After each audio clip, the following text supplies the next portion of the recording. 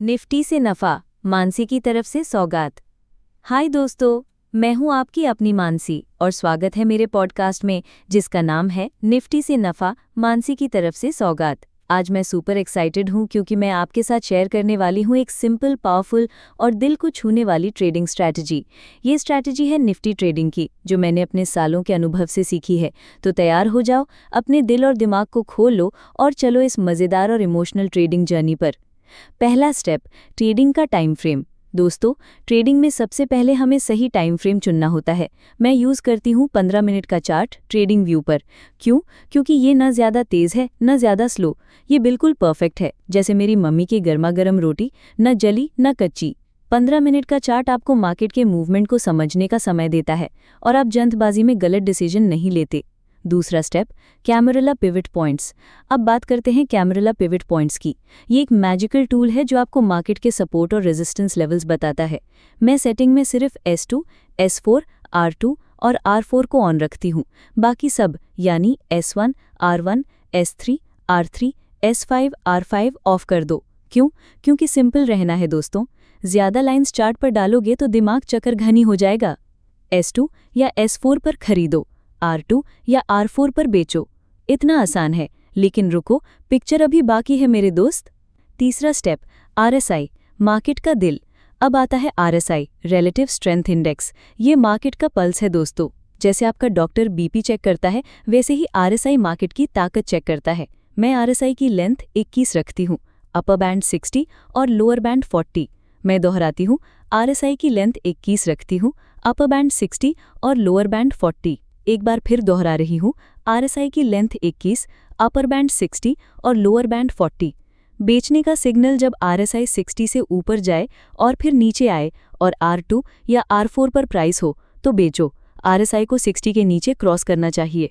मैं दोहराती हूँ, जब RSI 60 से ऊपर जाए और फिर नीचे आए और R2 या R4 पर प्राइस हो तो बेचो। RSI को 60 के नीचे क्रॉस करना चाहिए।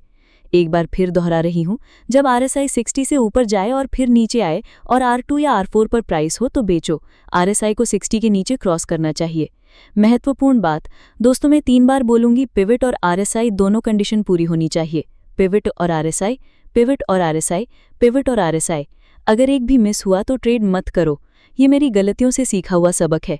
मैंने एक बार जल्दबाजी में सिर्फ पिवट देखकर ट्रेड किया और मेरा अकाउंट वो दिन मैं कभी नहीं भूलती। चौथा स्टेप, स्टॉप लॉस, आपका रक्षक। ट्रेडिंग में स्टॉप लॉस आपका सुपर हीरो है। बेचने के ट्रेड में कैंडल का हाई स्टॉप लॉस होगा, खरीदने के ट्रेड में कैंडल का लो।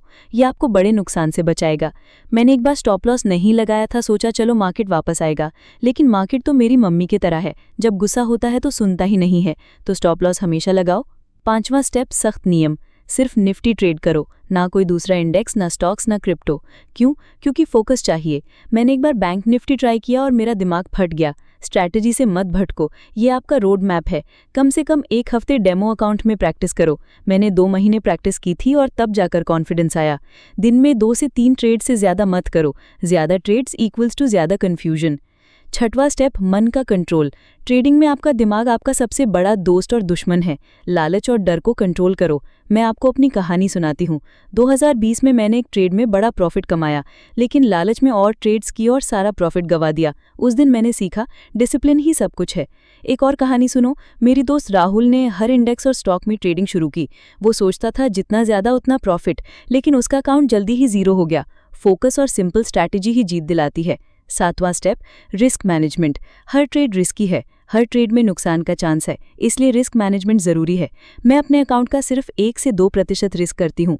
मान लो मेरा अकाउंट 1 लाख रुपए का है, तो मैं एक ट्रेड में 1000 से 2000 रुपए से ज़्यादा रिस्क नहीं लेती। ये आपको लंबे समय तक गेम में बनाए रखेगा। Practical tips.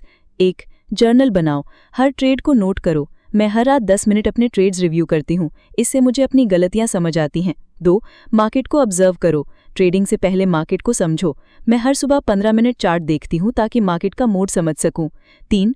छोटे टारगेट्स रखो, 0.5% प्रॉफिट भी काफ़ी है, धीरे धीरे बड़ा बनता है। 4. खुद पर भरोसा रखो, ट्रेडिंग में आत्मविश्वास ज़रूरी है। मैंने कई बार हार मानी, लेकिन फिर उठकर सीखा, तुम भी कर सकते हो। आखिरी बात दोस्तों, ट्रेडिंग सिर्फ पैसे कमाने का जरिया नहीं है, ये एक जर्नी है खुद को समझने की, डिसिप्लिन सीखने की और अपने सपनों को हकीकत में बदलने की। मैं चाहती हूँ कि आप इस स्ट्रैटेजी को ट्राई करें, अपने दिल से सीखें और अपने सपनों को पूरा करें। प्यार भरा रिक्वेस्ट, अगर आपको मेरा पॉडकास्ट पसंद आया तो प्लीज़ इसे लाइक, शेयर और सब्सक्राइब करें। आपके सपोर्ट से मुझे और मोटिवेशन मिलता है और मैं आपके लिए और मज़ेदार कंटेंट लाती रहूंगी। तो मिलते हैं अगले एपिसोड में, तब तक trade smart, love heart, bye bye.